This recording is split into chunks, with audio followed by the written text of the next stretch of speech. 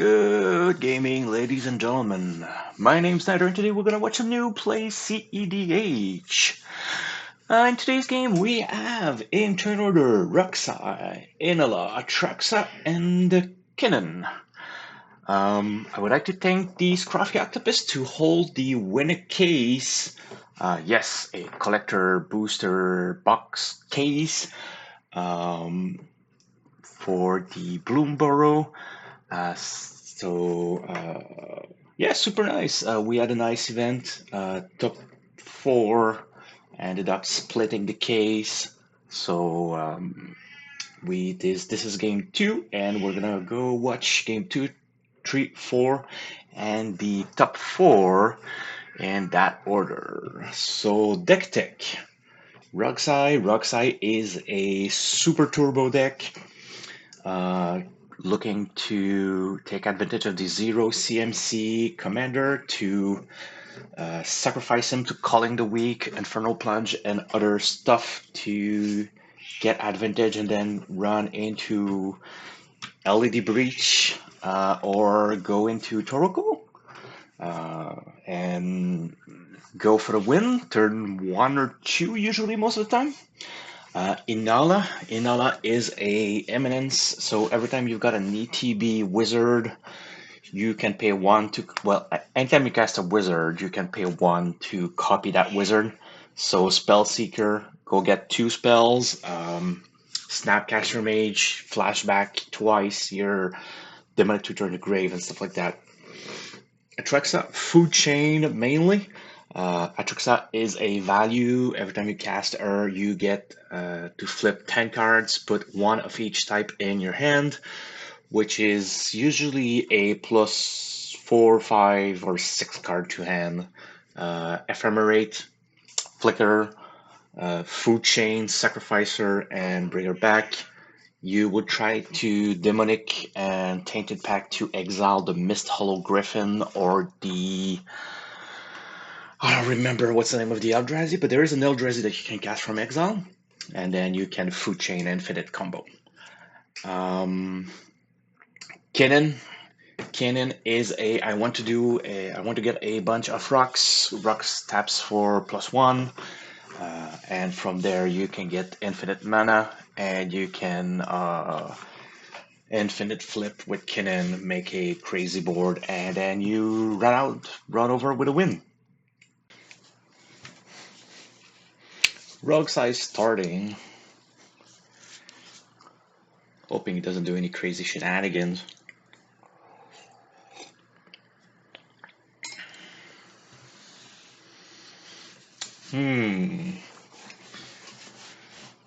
So Springleaf into RogSi. This is what I was saying to abuse the 0 CMC RogSi. Luckily, he just did a fetch land pass. Inalla player, fetch into UC into Mana Vault.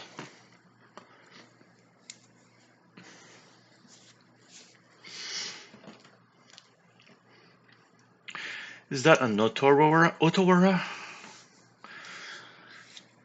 Plays Chromux, pitching Carpet Flower.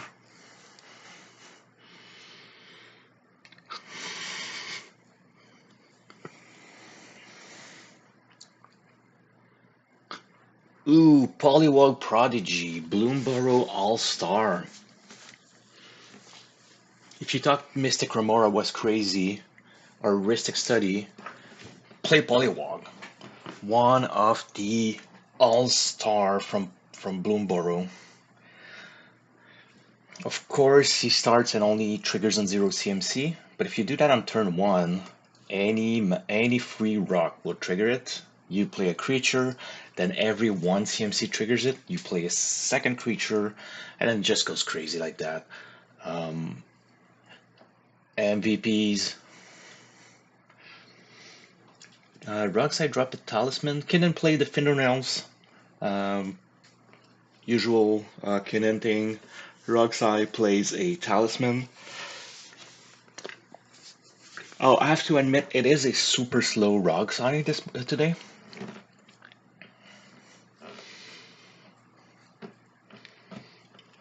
Inalla slowly ramping, doing drop, land, nothing, keeping answers.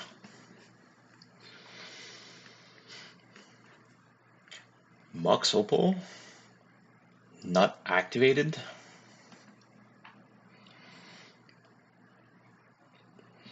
Ooh, Atraxa on one land. That is something.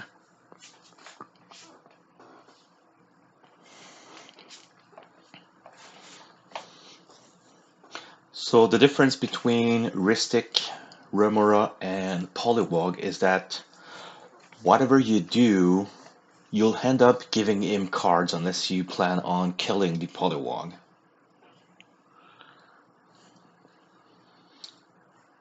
Sure, taps 2, drops Kinnan.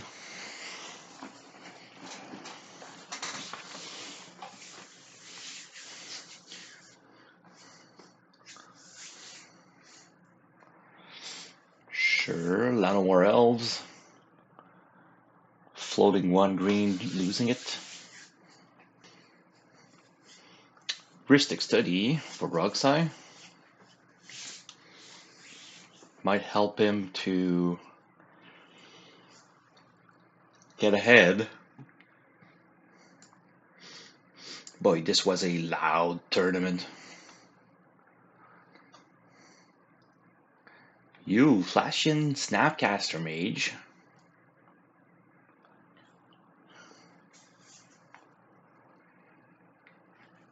ETBs as no trigger.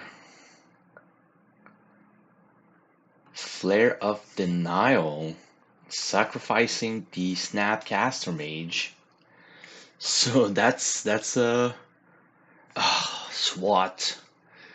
So swatting flare onto the SWAT. Wow, spicy try. So flashing in Snapcaster to flare it right after, trying to counter the Ristic. It is something. Not the kind of move you see in every game. Reminds me of an offer you can't refuse. No, it was a God, I don't remember. Anyway, Fateless Looting will pay for the Ristic, drops a Fimage and something else.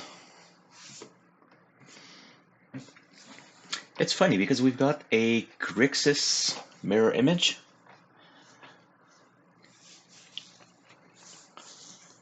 Tutor pays again for the Ristic.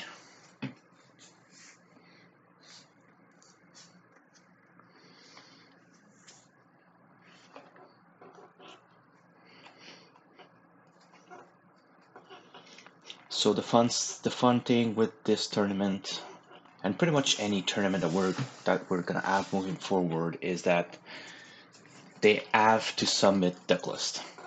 So you guys are gonna have it in the description. If you've got any question or anything, put a comment. I'll be happy to try to answer your question.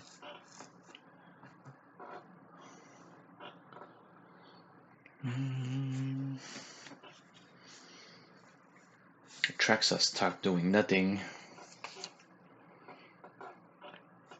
Kinnan goes to combat.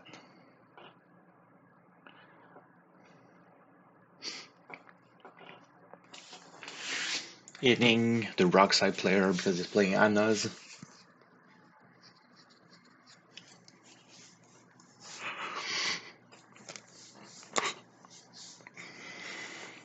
Glenelyn draw. Ristic triggers.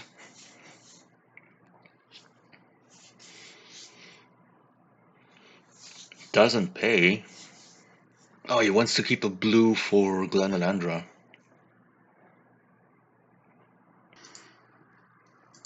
Manavolt.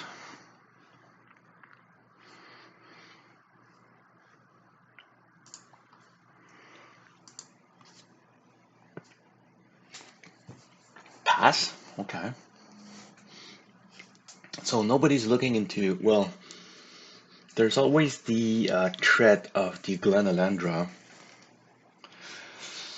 So you don't really want to go out and do anything.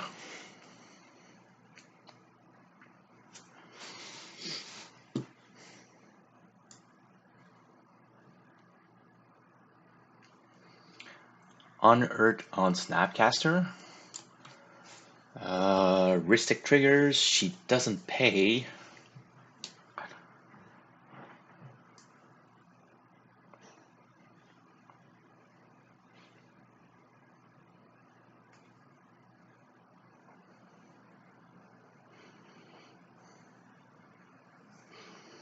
Snapcaster will get in. Snapcaster will give flashback to sorcery card against flashback until end of turn. She will target the demonic tutor. Inalla triggers.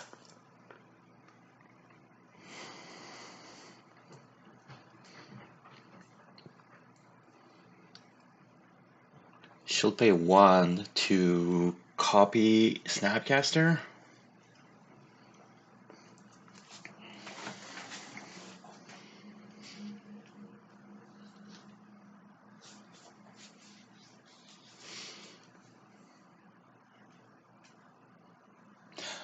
Oh, the reason you Snapcaster made the Fateless Looting is that it gives flashback with the original CMC, so she would be able to Fateless Looting for 1 flashback instead of 3.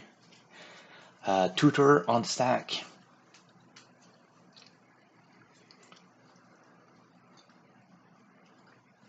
Glenalindra on the board.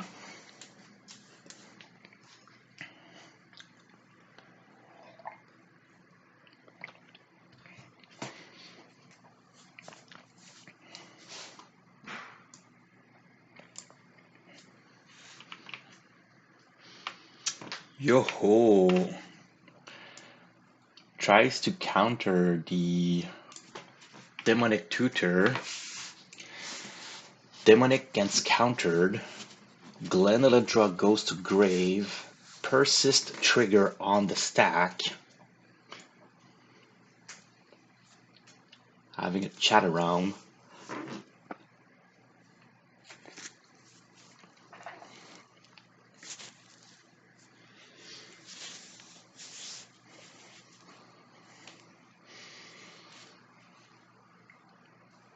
Born upon a win.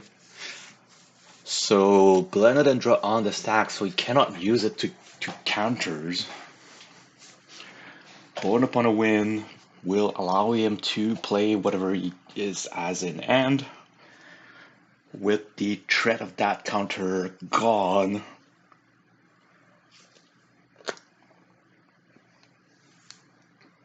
Draws a card.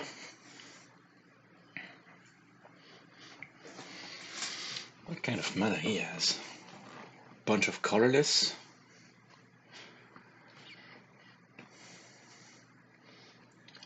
Ooh, RogSi shenanigans. So on board 1, 2, 3. It is not a lot, but it is enough.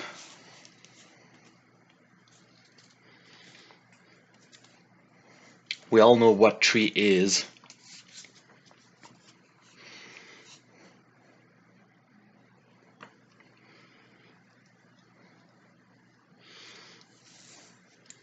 So around the table they're talking, I presume it's Ananda's.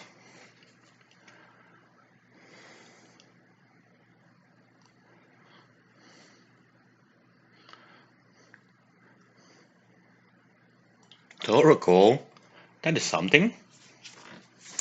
So on the Glenalindra trigger, we get a Toracle.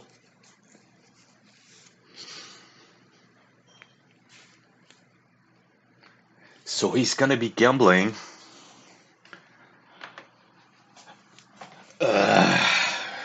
Ooh. So plot twist, gamble into something.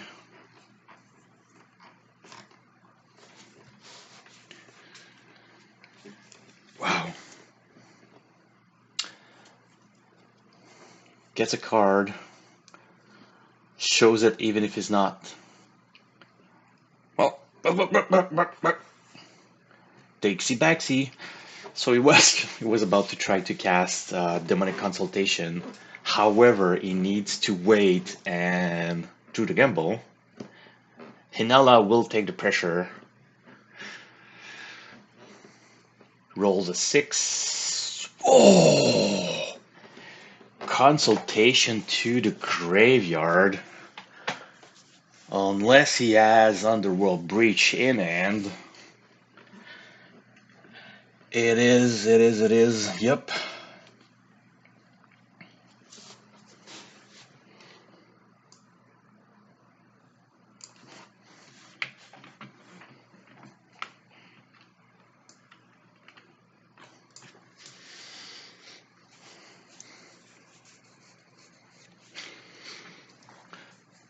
Mox Ember triggers Polywog. This is why I missed all of the Polywog triggers, because didn't have a lot in this game.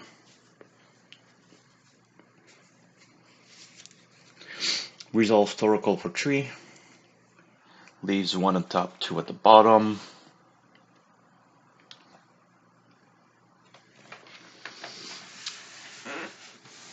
Lanolin draw triggers. Goes back on the sack. She gets in. Sure, but then again, he wouldn't have been able to use the counterspell. So the timing was for if Glenelendra is on the stack with a Persis trigger, it cannot be used to counterspell. End of turn, she needs to counter, to not counter, to sacrifice the token. That wasn't aware of that one. Talisman of Curiosity, not paying for the Ristic.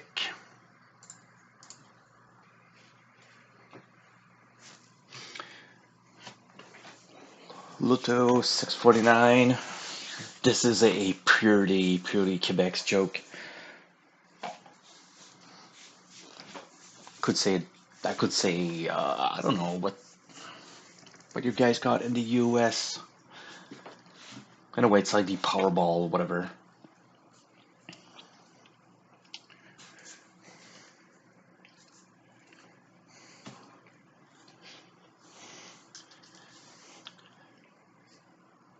Trying to politics into whose he is gonna be attacking. So Polywog is a 2-4 now. Wow. Decides to chump block. Passes turn. Kinnan goes ahead. Tap upkeep draws.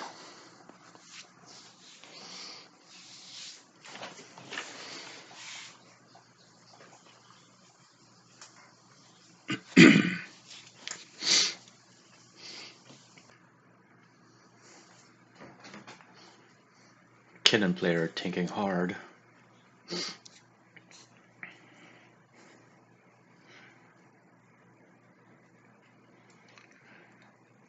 Otawara. 1, 2, 3 for 5.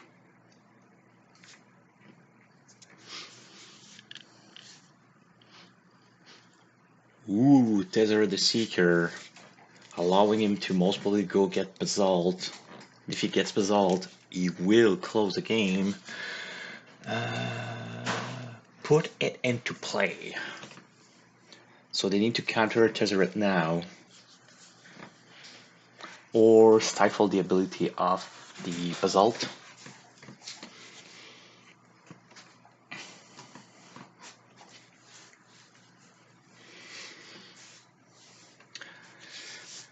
Sure, -3. We all know he's going to get Basalt.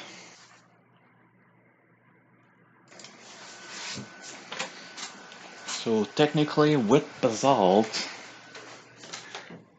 they need a Trick Bind, Stifle to block the on-tap of the Basalt.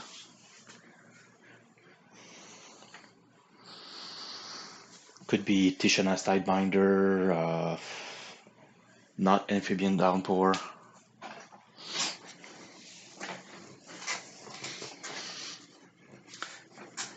Tap to makes 4, untaps for 3.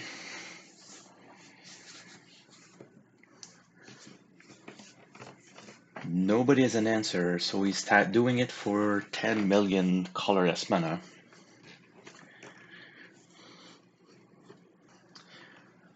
One, two, green to convoke, Chord of Calling for 2.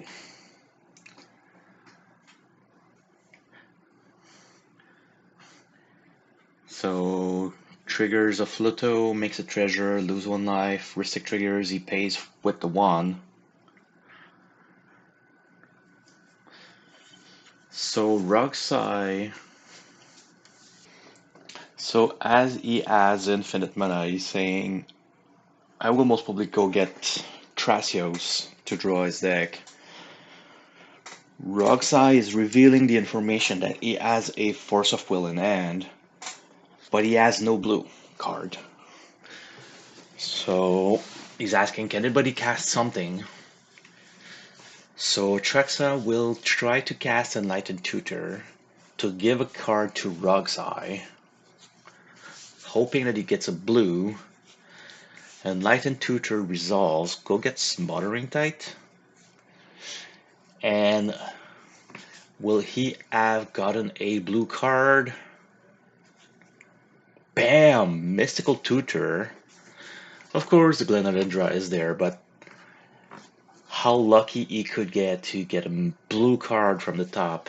Glenalindra counters the Force of Will. Chord of Calling resolves. He will go get Thrasios. So with Thrasios, he will go draw cards. Well, actually, it's scry 1, so you don't have to scry. You can just reveal the top. Well, you need to do it. You say, I scry, I'll leave it on top, I reveal it. If it's a land, it goes into the board tapped. If it's a card, it goes into your hand. So he does that until it gets into Mirage Mirror. Mirage Mirror allows you to copy a permanent. So you do a bunch of activation of Mirage Mirror on the stack. You do that a million times. You alternate between Tundra and Basalt. So whenever it is a Tundra, you tap it for a color. When it switches to a Basalt, you untap it.